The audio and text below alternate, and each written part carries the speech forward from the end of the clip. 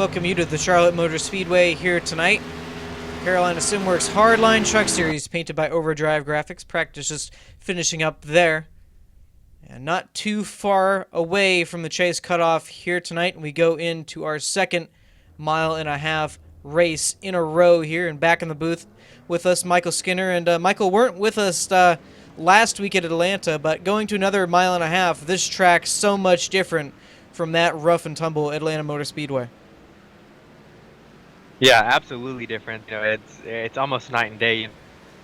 They kind of wants to put the cookie cutter racetracks kind of in the same category.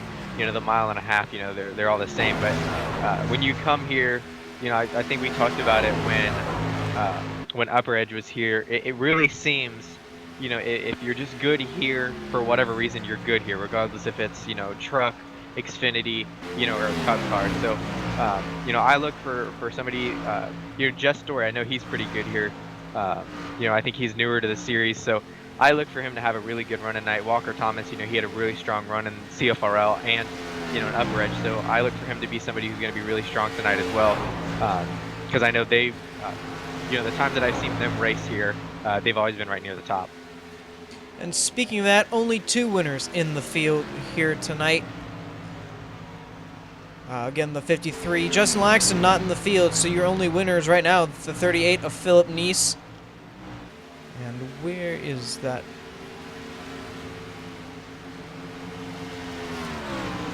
There's another one in the field that standings are a bit mixed up, so we'll find him. Joe Burchett, last week's winner. There we go. Hard to miss that one. Was so fast last week, and imagine going to be the same here tonight. And as you can see, a bit of a different qualifying setup for these guys. They've been doing about 15-minute qualifying sessions with all cars on track.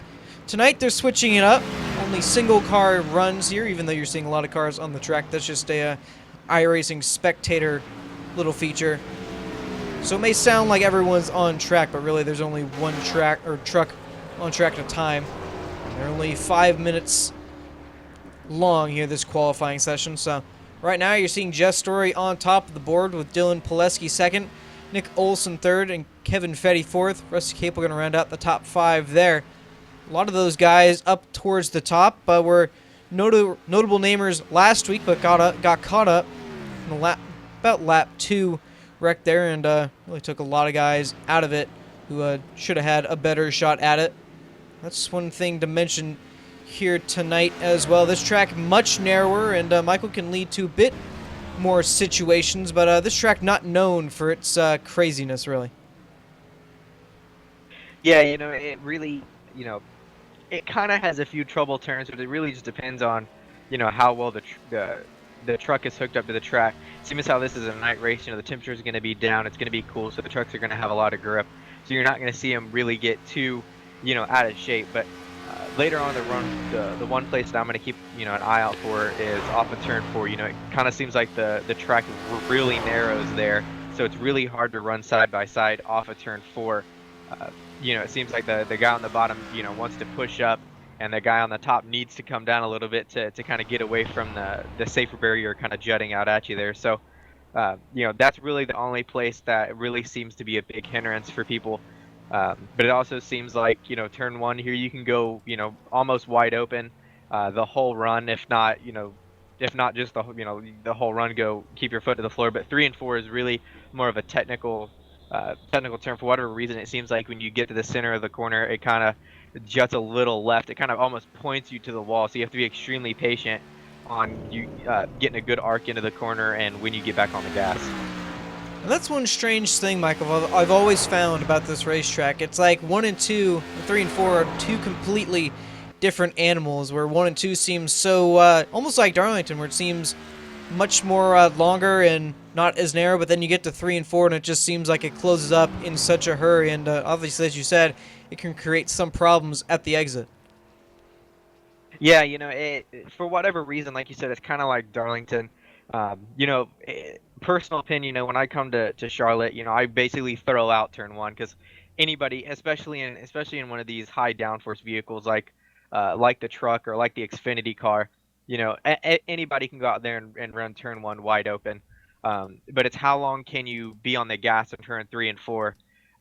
You know, so do you give up a little bit, like early, you know, instead of running it wide open early in the run, you know, do you let off just a little bit, kind of save the tires from 3 and 4?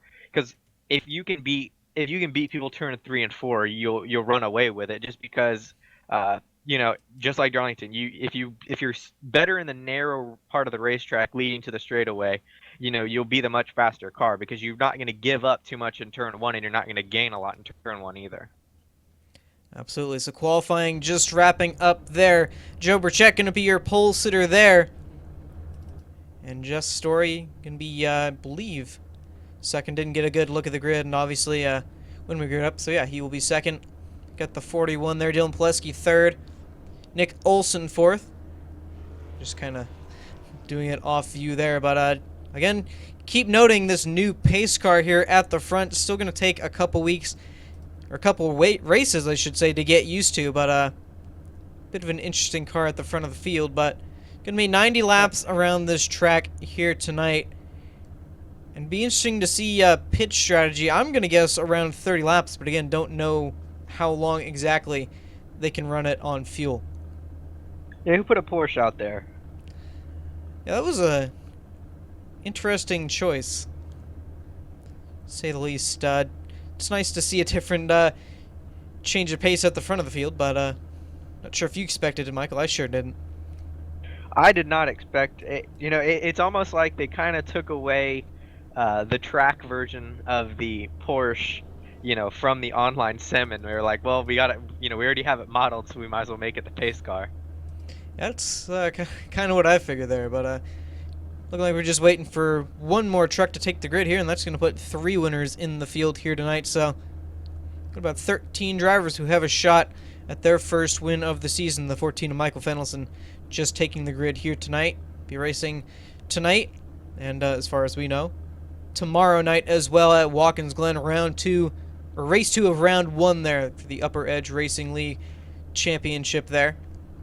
And, that should be a fun one and a wild card at that. But tonight, we're doing the trucks 90 laps around Charlotte and just getting ready to pull them off there.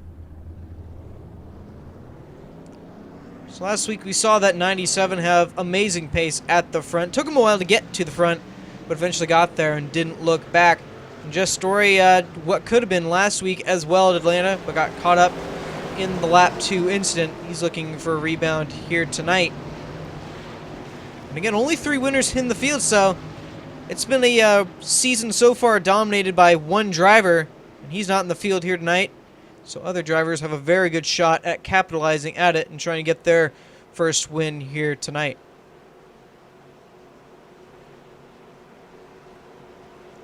So it seems like every time you come to Charlotte, each car can produce a little bit of different racing in the trucks. As you mentioned, Michael, mostly flat out around 1 and 2. That might get a little more challenging as we get into the run.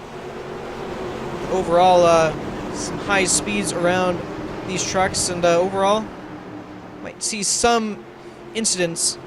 This track not known for its big wrecks, but turn 4 basically at every track going to be the trouble spot here tonight. The pace car going to pull down there. And the green flag is out. We're away for 90 laps here tonight. I'll be curious to see if Just Story is able to hold it here on the outside, you know, able to getting down into turn 1. That really will be a big benefit to him. Looks like the 41 car is going to actually squeak under him there. You know, so we're going to see if he gets a good run down the backstretch to be able to hold, to be able to stay in the top 5. Burchett easily going to keep out in front there. Pileski to second. Blevins trying to get third away. Looking like we got some sort of incident in the back. Jonathan Eason, not sure what happened to him, but slowed up quite a bit. Fell all the way to the back there. Thought I heard some sort of contact entering. Fable, go back and take a look at what happened.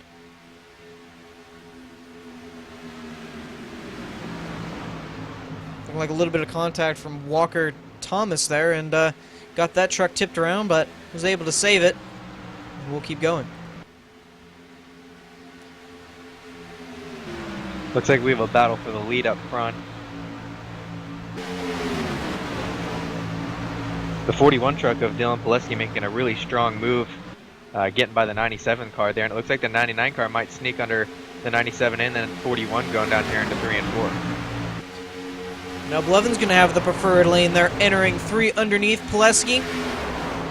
It's going to be a race to see who can lead lap 2 there. All of a sudden, Berchek going to lose 2 spots.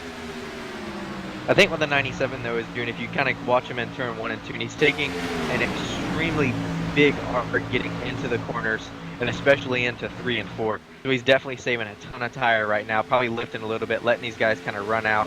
Kind of like I mentioned earlier, let them go out a little bit, and you'll be able to run them back down once your tires, kind of just stay a little bit fresher. Because turn 3 and 4 just seems, if you're on that white line, it just seems to tear them up to where you want to plow that outside wall. Absolutely, and he's got a lot of time to do that as well. A 90-lap race, only on lap 4 here, so. Saw it last week. He knows how to pace his stuff, and obviously probably doing the same thing here tonight. His teammate just behind him there, Adam Chapman in 4th. Battle for the 5th spot there, looking like Nick Olson going to get underneath Just Story there. He'll take the 5th spot away.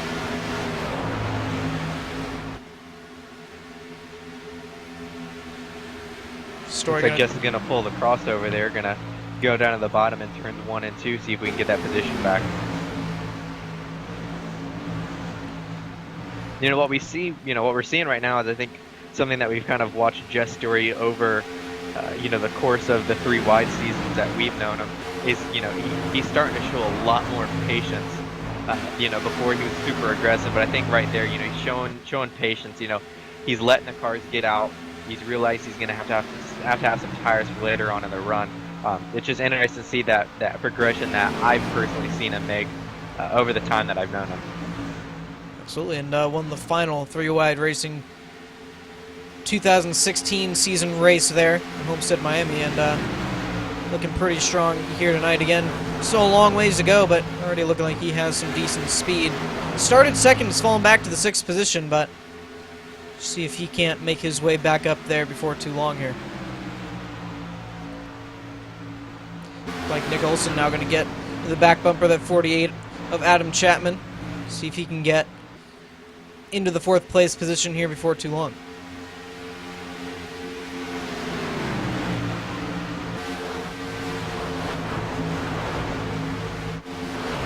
It's looking like Philip Neese and Rusty Capel were going at it for that 8th spot there. We're side by side down the back straightaway, but they got it settled up before they got to 3.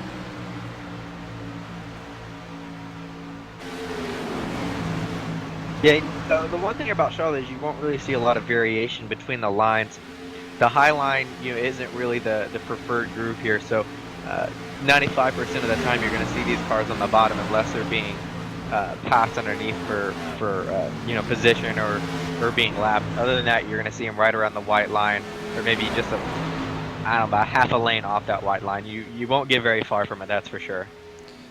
Not sure what happened to Walker Thomas. They're already down pit road, and it seemed like halfway down the back straightaway turned off, and suddenly to get underneath that white line. We'll see how long he stays on pit road. I'm not sure what the issue is there. Looks like he has some left front damage there to the front of that Toyota. So already some issues early there with the 12, Walker Thomas. I believe he was involved last week as well in the multi-truck incident at Atlanta, so we're already off to another bad start there, but top 3, not too much of a gap between them. The 97 has come back up, putting a little pressure there on the 99 to Blevins, and doesn't let Pileski get too far out ahead as well. Yeah, it's just massive patience that you're seeing from the 97 truck right now.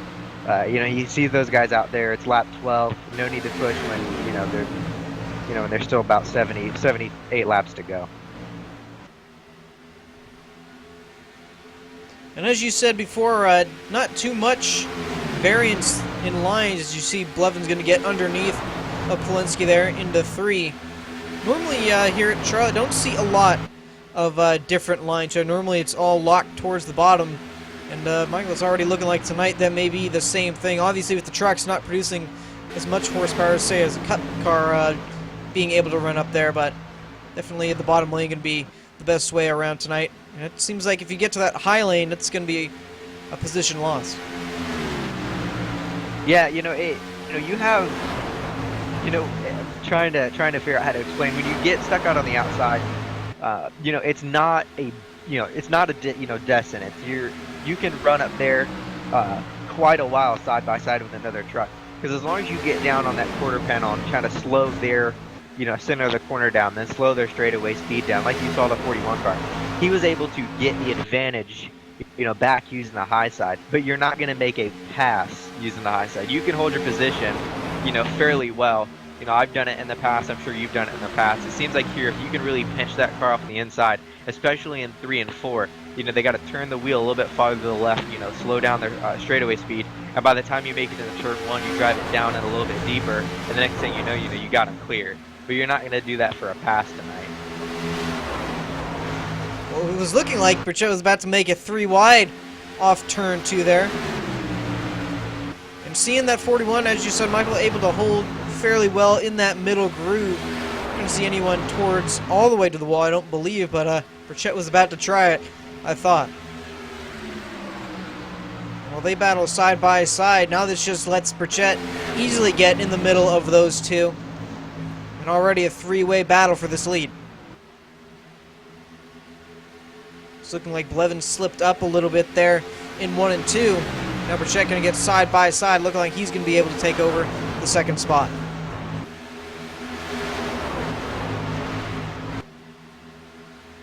It looked like the 97 car might have driven it a little bit too hard in the center there and got really tight on exit. Pushed up and had to get out of it so he didn't hit the outside wall. Now somehow Nick Olson has snuck into this battle just behind the 97 there. Was able to get 4th spot away. And now it's a 4-way battle for this lead. Polinsky's starting to pull out just a little bit. Not too far behind is that 99 of Blevins. Yeah, and that's one thing that's weird about this place is it's so hard to pass. You get so aero dependent. You could catch a guy from 2 seconds back, but as soon as you get to his back bumper, kind of like Corey. I think Corey might be a little bit faster right now. He just can't find a way around him, because once he gets to his door, the 41 car can just move down a lane, closer, to the right side of the 99 truck and just slow all of his momentum down. The next thing you know, the 99 car is getting passed by the 97, and now he's behind 2 cars. And that just seems to be the way, Charlotte seems to work. Like you said, they don't have the massive horsepower that the Sprint Cup cars do, so, you got to figure out some way to do it. Maybe, if these guys get too wide, maybe the 97 can make a, 3-wide pass like you said earlier, but it's extremely hard to get a really good run unless somebody really makes a mistake. Speaking of that, now here comes the 00 of Nick Olson underneath the 97 for 3rd there. Looking like he's going to easily take that spot away. Yes, does have him clear there, so now he'll try and fight for that lead between the two, 41 and 99.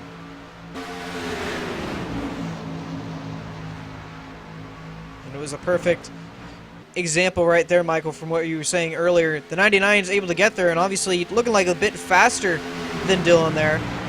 It's just can't really get anything done with him holding that higher lane.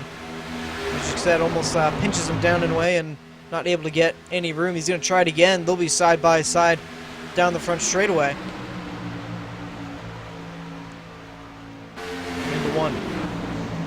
Yeah, this is actually a very critical corner. The 41 car didn't get down on his door, so like you say, like we saw the times of 4 where he's able to hold him off. I think the 41 truck might have just let him go there, knowing that he was much faster. Live to fight another day. But it's surprising that 41 was able to last as long as he did on the high side. But I think once he got passed by the 99, everybody else is going to start getting held up by him too. And it's going to start making them more and more aggressive to where they start diving it down into the corner. Because if they can beat that 41 truck to the center, then they can probably clear him up off. Well, now it's the battle for second. You see Nick Olson just to the door, almost touching the 41 there. Dylan going to be able to hold on to that second spot. The 97 all the way to that white line to try and get to the line. Just Story up to 4th. Not sure where he came from, but put him into the top 5. Look at how fast he's coming through this field right now. Something must have gotten checked up there, either entering 3 or exiting 4. And he was able to clear the 97, 48, and the 41 All of a sudden, he's up to the 3rd spot. Yeah, it looks like the 41 truck might have gotten a little tight on exit and had to get out of gas, really big there. And I think the 97 and the 48 kind of anticipated him bouncing off the wall and sliding back in front. But the 41 managed to get it slowed down just enough to where he could turn the wheel a little bit farther and it hooked. So they were being precautionary, and Jess just kind of kept his foot in it. Absolutely. So Dylan Pileski going to go from the lead there all the way back to 7th, fighting for the 6th spot there. Just shows you can be out in front and look like you have a bunch of speed, but it's pretty hard to keep with it back in the field here. And if you look at what Jess was doing there in 3 and 4, he was diming into the corner. So he was coming in high, getting a really good center. He's rolling the center really quickly and then pulling it down to the bottom. So he had, basically almost like gravity was working towards him, coming down off the banking rather than coming up it. And he got a big run. Now looking like he will easily clear Nick Olson there for 2nd. Now try and chase down this 99 of Corey Blevins for the lead here.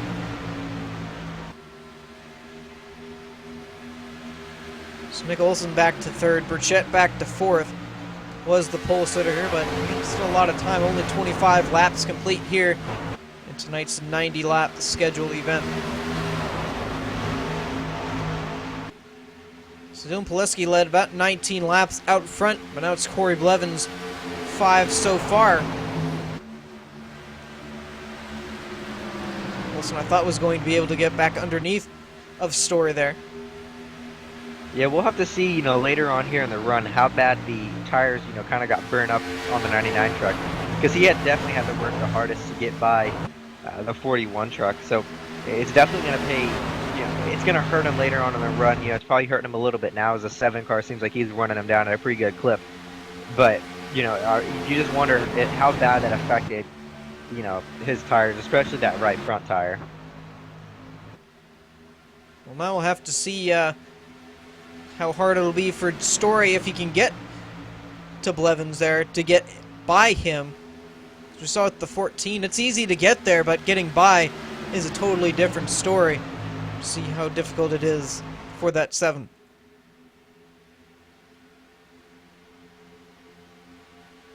They're looking like Burchett was trying to get to the 3rd spot there. Didn't have the momentum to get the nose underneath, but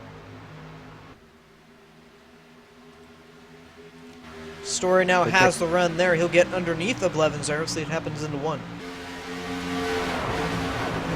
Yeah, he caught him from a pretty good distance back. He's about a 10th faster each lap. So I think once the 7 truck gets in front, I think he's going to start pulling away. Probably to a few seconds, probably by the time the pit stops come. We're already closing in on lap 30 here, almost a 3rd through this race, and Green so far, it's been flying by so far. Still I think these guys will be able to go to probably around lap 40, maybe 45 on gas. It's been a while since I ran a truck here, but the last time I was here with 100% fuel, thereabouts, it was around the 40 lap mark. So Story will clear Blevins there. That'll put him into the lead there.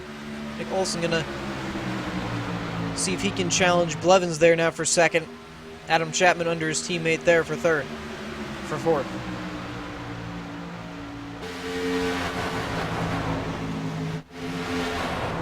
We had a pretty good battle back there. This is 7th, 8th, and 9th there. Pileski, who was your leader there, just behind them. You can see it's almost like a restrictor plate that race there with 1 main pack up front. Pileski actually coming down pit road here, as well as the 24 and I believe that's the 94. So those top 3 are actually coming down pit road there. We'll have to see if that forces the hands of the leaders here.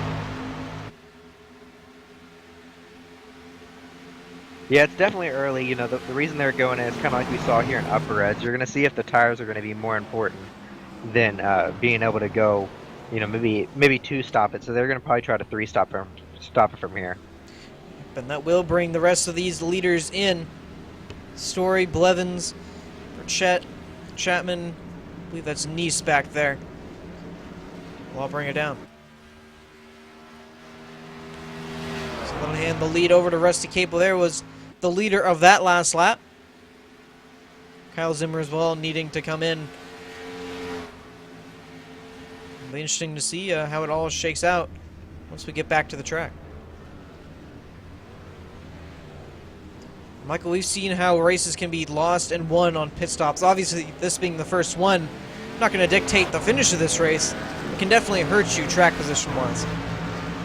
For sure, it really depends on how well you get in pit road. This is one of those tricky pit roads to get onto because you come out of turn 4 and there you go. There's a pit road entrance. So you really have a decision if you want to get that really late pit road entry, try to come in as fast as possible. You can go ahead and lock them up. You're getting 4 anyway, so it really doesn't matter. Or you can go with the safe approach, which is a little bit slower, but you're a little bit more controlled, and it almost guarantees you having a proper pit road entry. The other thing is getting on the exit road, trying to go as fast as possible. I think here with the truck, you can probably get about 3/4 of the track down on the apron wide open before you kind of got to lift it a little bit, and you're probably rolling around in 3rd gear, and then once you get back on the track, you're back at 4th. So it really depends on, how much longer you're on the throttle than somebody else and how much faster you're breaking that, the commitment cone, speed faster than somebody else. The person I was really impressed with there was Corey Blevins. He gained quite a bit getting onto pit road behind the 7. It's looking like with everything cycled out, the 00 Nick Olson going to be your leader there. Just story about a 1.5 seconds back, and Blevins not too far behind, about 5/10 back of Story. I believe that 00 may have came in a lap earlier than everyone else. Either that or I'm not sure how he was able to take over the lead, but unless he is the leader here at lap 35. We'll see how long he'll be able to hold that. Have to monitor the gap between him and the 7. Yeah, it seems like the person who did not have a very good pit stop was the 97 truck, Joey Burchett. He was running a good 3rd position there, and now he's a couple of seconds behind what we're the first 2. His time didn't seem that bad in terms of the actual stop, so it might have been an issue entering, exiting, or on pit road. And that goes back to what we just said. And it looks like the 41 that might have had a mistake there on pit road as well. He's back in 14th place. And he's 2 laps down. Definitely an issue there. Most likely speeding, I'd have to assume. But looking like a good start to tonight's race. 19 laps led. Like it's turned south fairly quickly for that 41. So got 11 trucks on the lead lap here. Walker Thomas, the first truck, a lap down there. Only 2 trucks tonight have disconnected. The 4, Jonathan Eason, had that issue to start. And Michael Fenwelson, don't believe he took the grid tonight. Yeah, and I believe the 41 was actually one of the first cars to come down pit road. It looks like he's made 2 or 3 pit stops now, so very curious on what happened there. Absolutely, he's made 4 pit stops so far this race. His last stop was 29 seconds, so I have to believe that might have been just, again, speeding, but 4 stops seems a bit strange.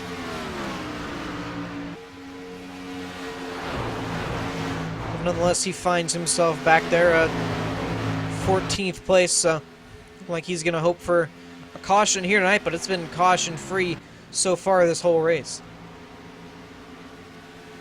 And now we see that battle for 6 starting to go. The 7 and the 99. Adam Chapman not too far behind this as well.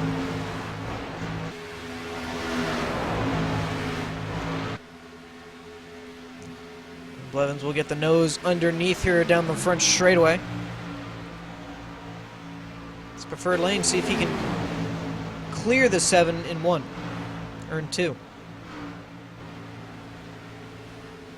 Seemed like quite a bit difference there through 1 and 2. You can see how much of a distance he was able to put on Jess Story there, who was stuck in the middle lane, and he's going to lose 2 spots, but Chapman able to go by as well.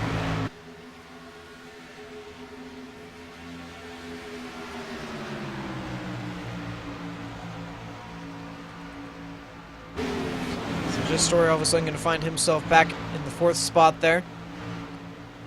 Nick Olson almost about 2 seconds ahead of the field.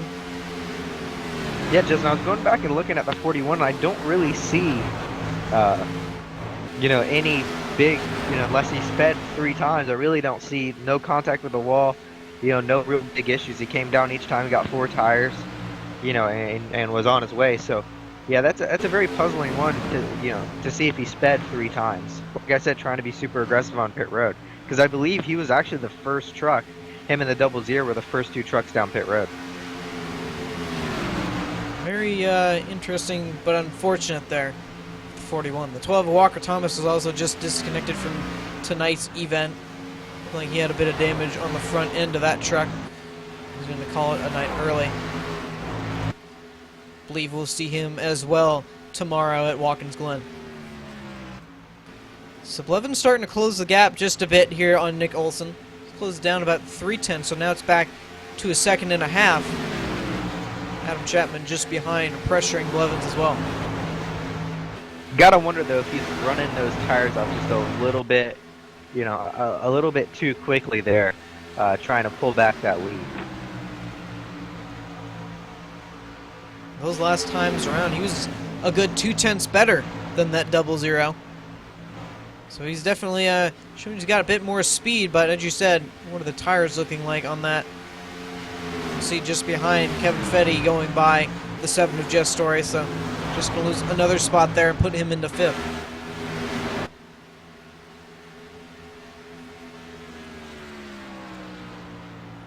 It's coming to take 45 laps to go there, halfway through tonight's event. Just going to step away for a quick second, then we'll take you all the way to the checkered flag for what has been so far a caution-free race here tonight. Go away, we'll be right back.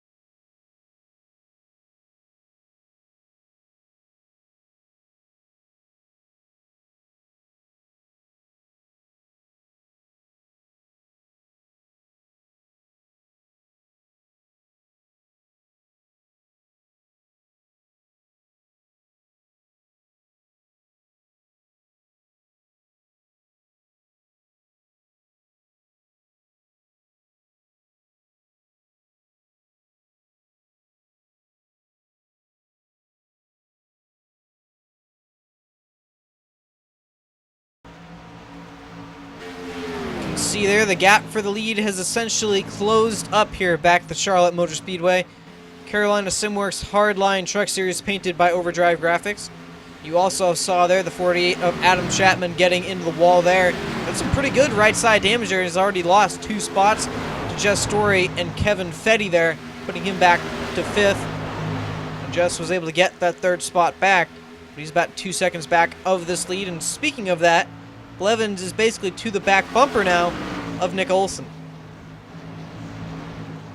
But you mentioned... Yeah, he's definitely running back down from extremely far, but the one thing that I'm noticing, though, is he's starting to get a little tight on exit, and it's going to be, you know, it's going to be something to watch for, you know, later on in the race, you know, as, you know, Jess Story starts to catch back up, you know, the 97 starts to catch back up, you know, other fast trucks that are going to catch up when he starts battling this 00, if, you know, running those tires off a little bit earlier was a big benefit.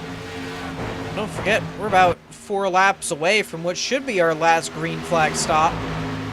That should take us to the end. Of course, if we get another caution, that'll probably switch everything up, but it's been caution-free so far here tonight. Blevins really working hard to try and get a nose underneath of Nick Olson there.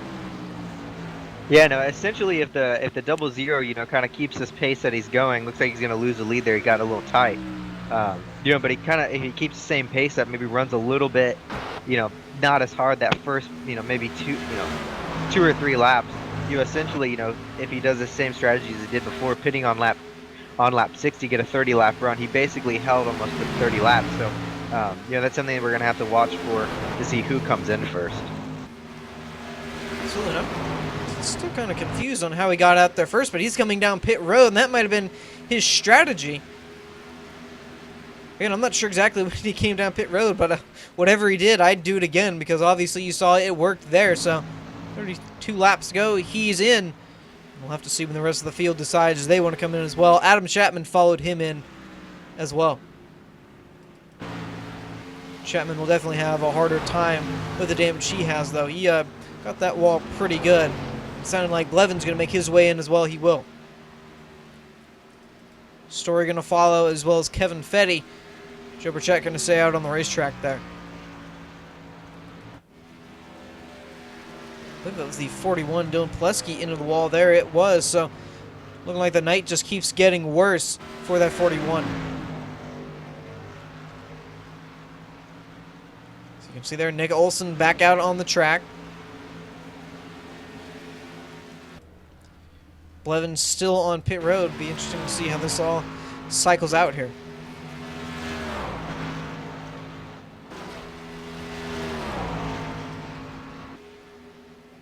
Yeah, we're gonna have to see where the 00 cycles out here. You know, relative distance. I think, you know, the other trucks kind of caught on to it, maybe put it a little bit earlier than they wanted to. This is definitely gonna be the longest run they're gonna have to the checkered here. And there's the gap there. About half a straightaway between the 99 and 00 there. So obviously it didn't work out too well this time around for Nick Olson. We'll have to see if he has any speed in that truck to catch back up to the 99 here. Yeah, you know, it seemed like he did not have a very good getting a pit road lap. He was about 2 seconds off of what Corey Blevins can do. So Just Story going to keep what will be the 3rd spot. Rusty Capel, Chris Akers, and Cody Tabor still needing to make their way down pit road for the final time tonight. But overall, this is looking like, unless we get a caution, this will be the race to the checkered flag. Corey Blevins would be your leader. Nick Olson looking like about a second back of this 99.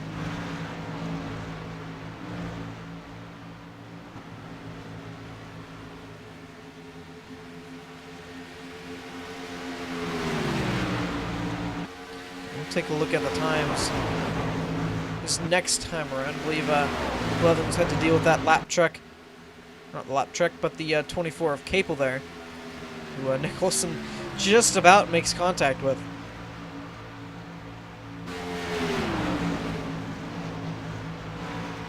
I think what we're going to see here, though, is I think we're going to see Corey Blevins kind of back his pace up, knowing he has the lead, and know he's been, you know, a little bit better than the 00 on the long runs tonight.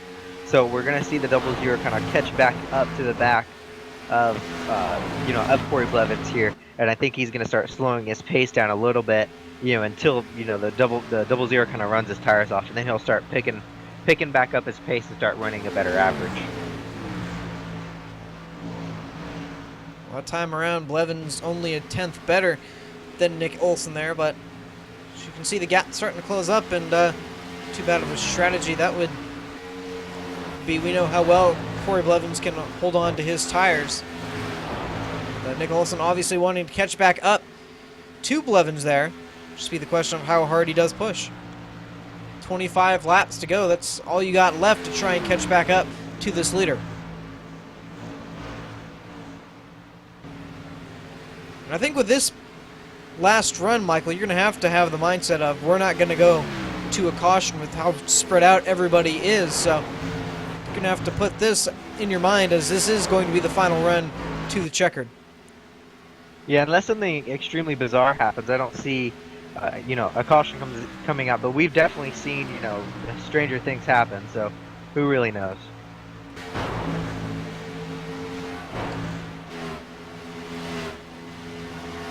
See there, Jess Story, a little bit of pressure from the 94 Kevin Fetty just behind him. I was a little surprised, the last run that Jess didn't really make his way up there. It's a little odd seeing him as far back as he was, especially as strong as he was on the long run, earlier in the race. Well, there you go. Kevin Fetty going to easily get by Jess Story there, and still in a top 5 position. As you said, it was didn't seem like that truck was as strong that second time around. And Joe Burchett currently 6th, the last truck on the lead lap, with Rusty Capel still sitting on the racetrack there. Burchett was the pole sitter and looked like he had a strong first couple laps, and then haven't really seen a lot from him since.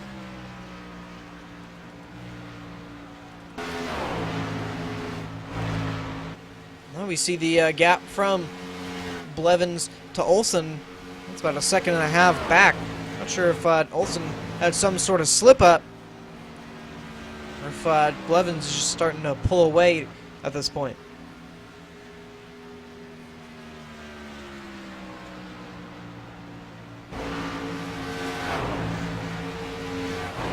Just looking like he's continuing to lose time there. Blevins another 2/10 better that time around. Yeah, this is kind of what I expected a little bit of. Like I said, he was going to run his tires just as hard as he needed to at the very beginning there until it was, time to go, and then he was going to start pulling away. Well, Rusty Capel on pit road there, so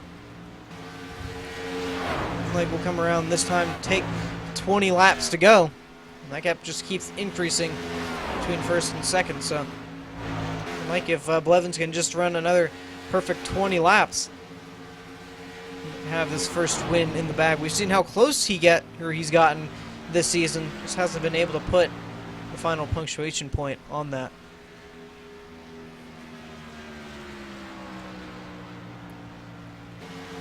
It's interesting to see how long Rusty Capel stayed out. Not sure what lap his first stop was. That might give us an idea of how long these guys were actually able to run on fuel here. Yeah, I think he was just kind of hoping there for a caution, maybe squeak one out. Because like I said, it's hard to pass it, especially with about 30 to go. If we got a caution, it'd probably be about 20 to go when we went green. So, get that caution, and big things happen after that. Well, speaking of that, we'll do a quick race recap here. Not much to recap, but you can see 71 out of 90 laps completed so far, 19 to go. Only 9 lead changes on the night. All of really come green flag stops. Or I should say most of them had a lot of action in the early going with swapping back and forth for the lead. It seemed like ever since the green flag stops have come, haven't seen as much battling up front, but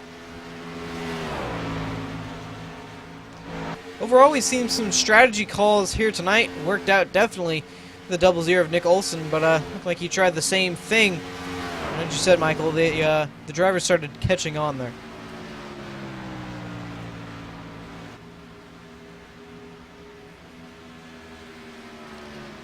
Kevin Fetty not too far behind this 00. Could see a battle for second before too long. Closing in on 15 laps to go here. Yeah, the 94 truck's a little bit faster than the 00, and even the leader of Corey Blevins. I just don't think he has enough time with the lap times that he's running to really make a move. It's really the 99's truck, you know, race to lose at this moment.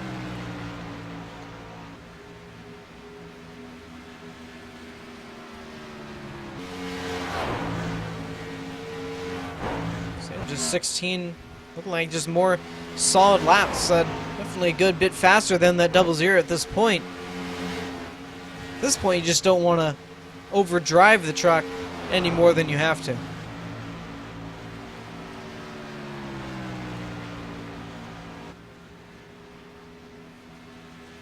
And just looking through the field, everyone spread out relatively far from each other, about a second gap between everyone, so not a lot of action on the racetrack at the moment, but as we said, looking like second place may have a change here before too long. 15 laps to go. The 94 definitely catching that 00.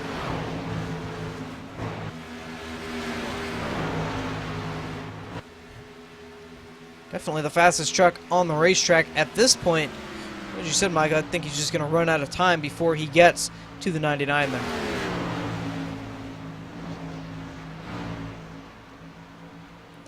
We'll ride on board here with Kevin.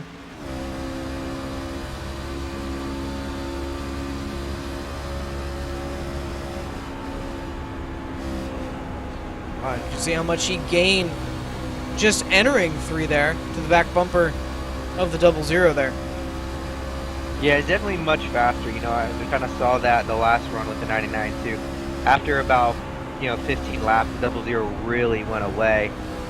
You know, as the 94 of Kevin Fetty gets a little tight there when the 00 came across his nose.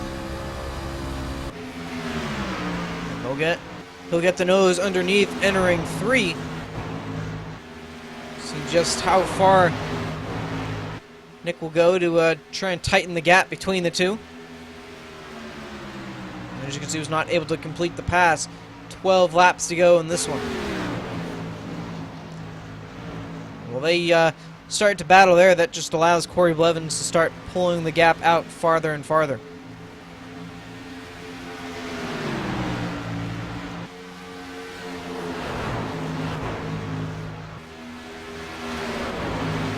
Just story I don't believe will be too big of a factor in that battle before the end of it. About 8/10 back, so I think he'll be able to close up that gap before the checkered flag. Yeah, definitely not running fast enough to close that gap up. You know, it's about a 10th off, but even with 10 laps remaining, these guys are going to have to slow down, probably about 2/10 more. Oh, where are they going to make it? Nick Olson we're gonna gonna go have a around caution. there. Caution is out. This race isn't done with yet. And things just got interesting. Well, you mentioned it, Michael. Crazy things can happen. Nick Olson pounded the wall fairly good. Not a huge. Well, I say that the left side of that truck, the spoiler fairly up in the air, so they're fairly well up. We'll see what happened there, but you saw it live. Just a little bit of contact between the two and sent the 00 spinning.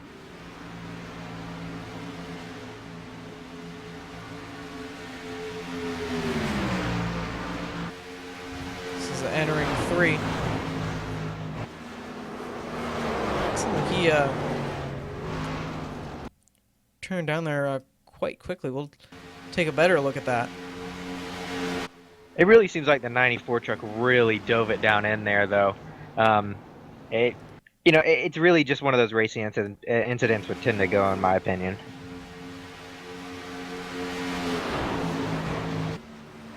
Oh, absolutely. You saw the 94 definitely get a little bit below that white line, Michael, and you know as well as any of us, if you get any sort of, wheels too far below that white line, it can definitely send that car, whatever car you're in, up the hill, and all of a sudden you find yourself in the wall, and unfortunately it was just the 00 you found.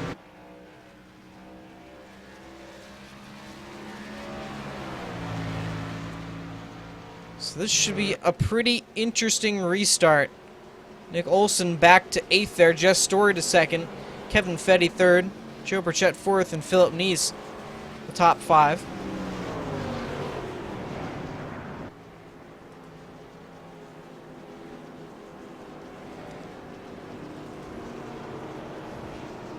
All those trucks down there a lap down, so like they'll just take their pit stops. So thinking we'll get back to racing with 6 laps to go. And for what has been a caution-free race so far tonight, a spin by the 00 of Nick Olson all of a sudden going to shake up, could shake up the finish of this race. Jess Story now has another shot at it. We thought he was out. And he most likely would have been out should the race have gone green to the end, but he'll restart outside front row. Kevin Fetty, a driver we don't get to talk about a lot, up to 3rd. Joe Burchett still trying to go back-to-back here. He's in 4th. Philip Neese trying to get win number 2 on the season in 5th.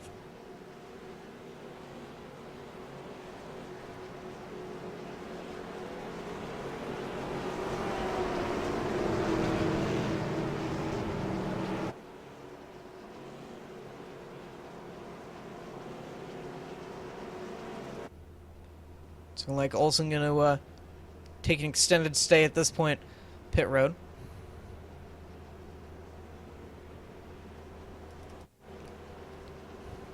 I believe he'll try and beat the pace car out here. And he will. It's looking like a restart, 7 laps to go. And your top 5 is there.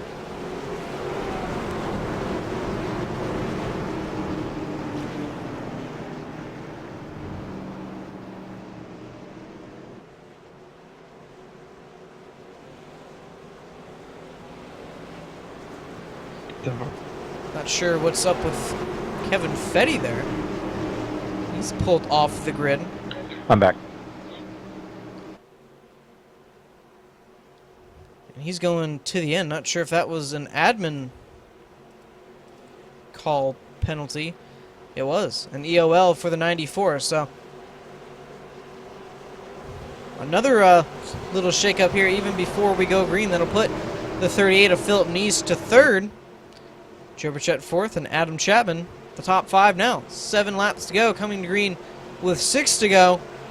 It's really going to depend on how good of a restart these 7 gets. If he gets a really good restart and kind of hang just a little bit right there, it's going to be, really tight getting into 3 and 4. Green flag back out, 6 to go. Who wins it here? Didn't look like the 7 got too great of a restart there. Philip Neese all over the back bumper. Haven't talked about Philip Neese basically all night. He's up to the 2nd spot there. Thought they were about to go 3 wide down the back straightaway. Jess Story going to try and get the nose underneath of Philip there. They'll be side by side into 3. Yeah, definitely no saving tires now. So we're really going to see, who's got the fastest car here on this short run. And one thing to note as well, haven't had a restart all night. Should we get another caution at this point, the race is going to be all but over. Not going to have enough laps to go back to green flag racing. You can see there for the 2nd spot, Burchett all over the back bumper of the 7. He'll get the nose underneath, will dive down. The 7 defends. Aggressive racing at this point for Jess Story, but I'm sure he knows, or he thinks, that if he loses that position, it's going to be all over for him. I'd have to agree with him there, but the battling that they're doing right now isn't really to help their cause either. Right now they're just battling for... Oh, and some contact made! Just into the wall there! Massive impact. No caution, he's going to slide. Now the caution's out, race is over. Very unfortunate there for Jess. Looking like he was going to have a good night. It's looking like, should he make it to the checkered flag, he'll finish in 10th. Take another look at that, but I don't think we really have to.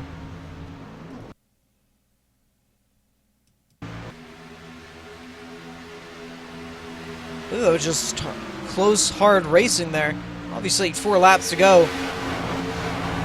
Not going to be really able to lift in that situation, but Yeah, that was a hard hit, but man, what a save by the 97 there after he did make contact with Jess Story there.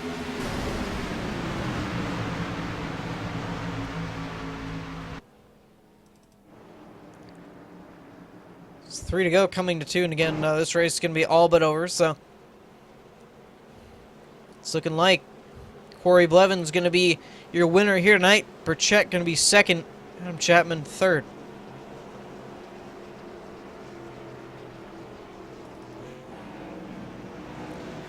It's looking like Jess making his way through the field here.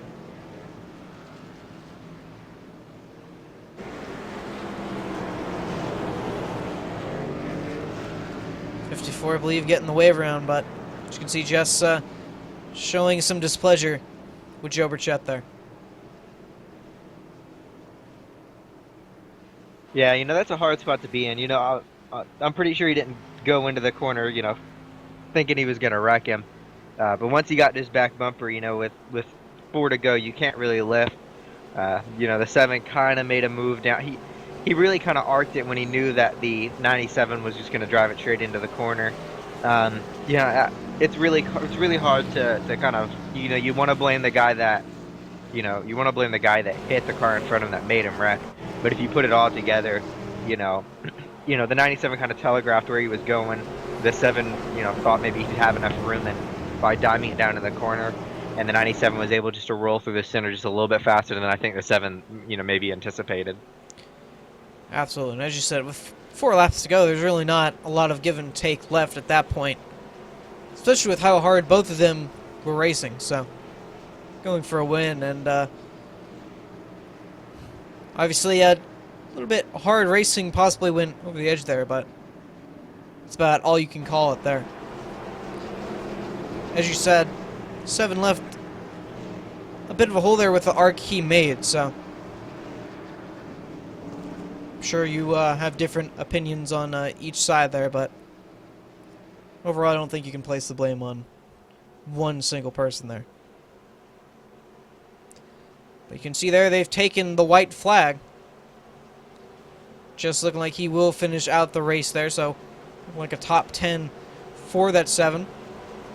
Obviously, thinking and hoping it could have been much better of a result here tonight, but the good thing is he'll get another shot at it next week.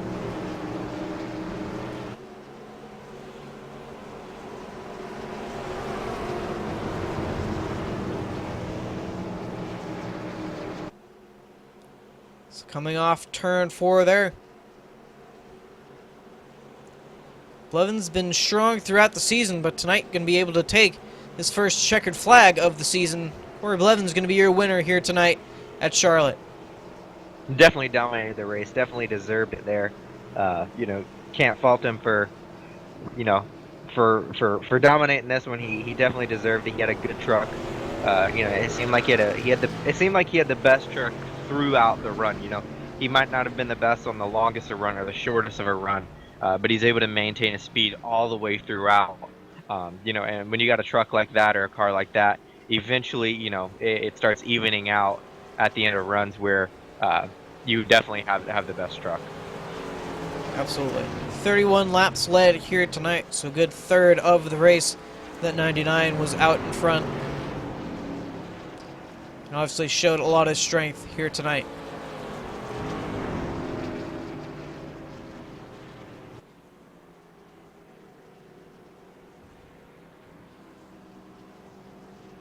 So he'll come to the front straightaway there, do some celebrating.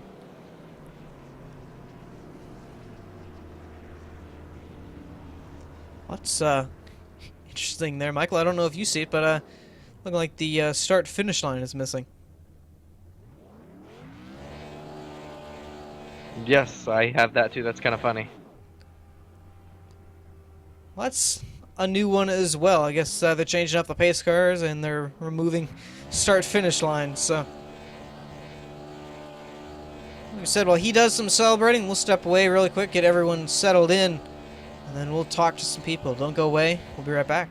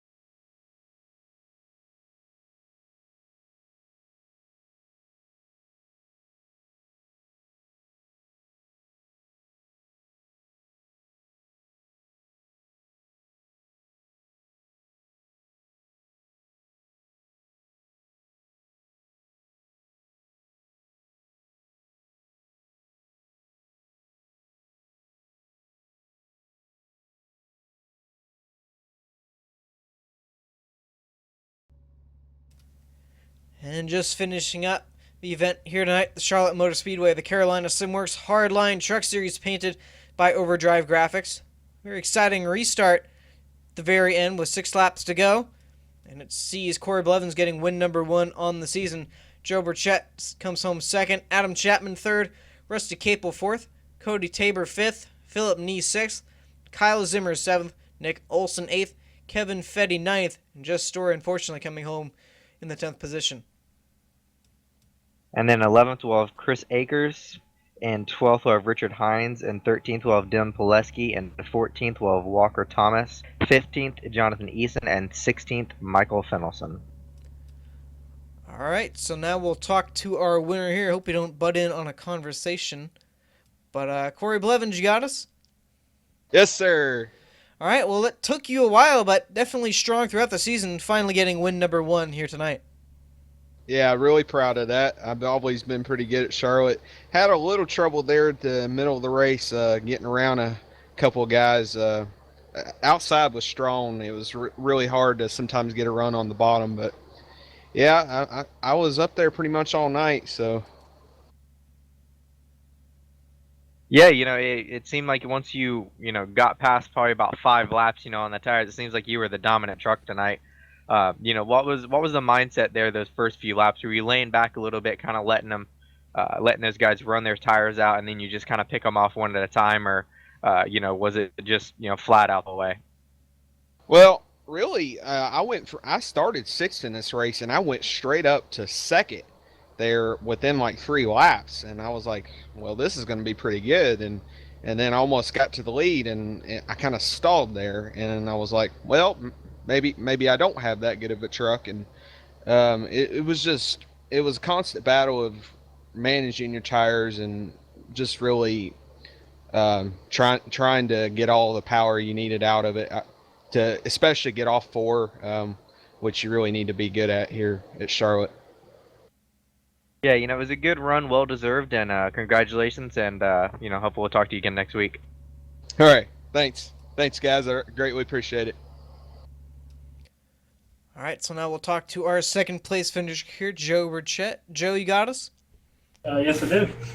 All right, well, a win last week and you back it up with a second place finish here this week. Wasn't without a little bit of controversy at the end, but overall, starting on pole, looking like you had a pretty strong truck tonight.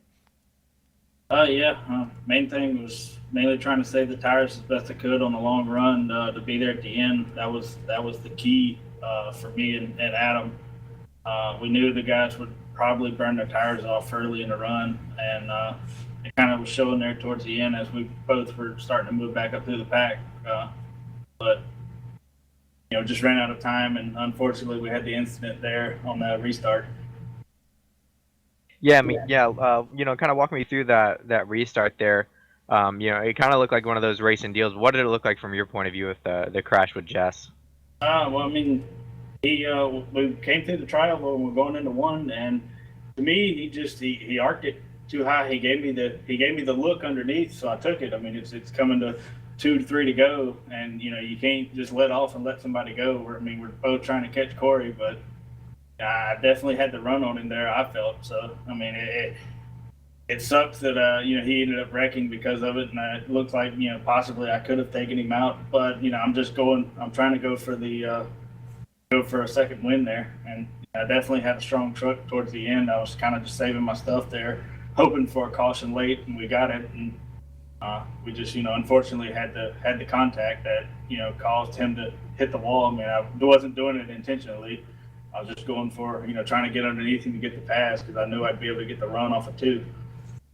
Yeah, it definitely kind of seems like it was, just one of those racing incidents, but it was one heck of a save after, I saw you there on the apron. So, nice save to come home second, and 1 and 2 weeks in a row isn't too bad. Yeah, thank you, guys. All right, so now we'll bring in his teammate Adam Chapman, who finished third here tonight. I've done that. Oh, sorry about that, Adam, but Oh, you're good.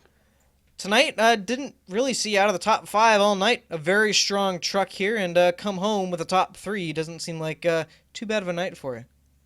Yeah, man, it was a little tough. I mean, I love Charlotte, so coming here, I was definitely looking forward to it. I knew I could run in the top 5, and then got a little bit tight in the center of 3 and 4, and pushed up and got in the wall. It put me back a little bit, but luckily for that caution, we caught it at the right time.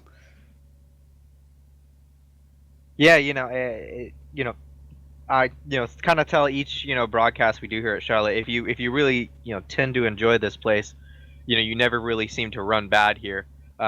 It seems like you were just there all night long, just kind of biding your time, waiting for a chance. Do you think had you gotten out in front, do you think you'd have been able to hold them off? Probably not. Honestly, I was more. I mean, Corey was fast, but Nick Olson. I mean, I thought with him coming early, I thought he would be the one to really beat. But I don't know. I think I could have probably held on a second, but first, I mean, that's probably pushing. I don't want to, act like I could have and not knowing for sure. So I don't know. It's something that I wish I would have got to see, but unfortunately, we didn't get to.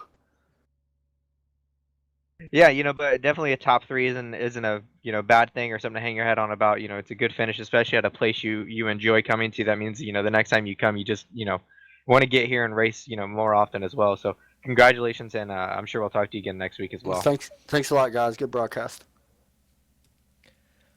All right, so that's going to wrap it up for us tonight here at Charlotte. But tomorrow we head to New York, the road course there, the Watkins Glen International Raceway there for 45 laps for race 2 of round 1 of the Upper Edge Racing League Championship. Don't want to miss that. And again, tonight, going to wrap it up for us. Michael, we thank you for being here tonight, and we'll see you tomorrow as well. So for Michael Skinner, I'm Justin Cole. We thank you for watching and hope to see you tomorrow.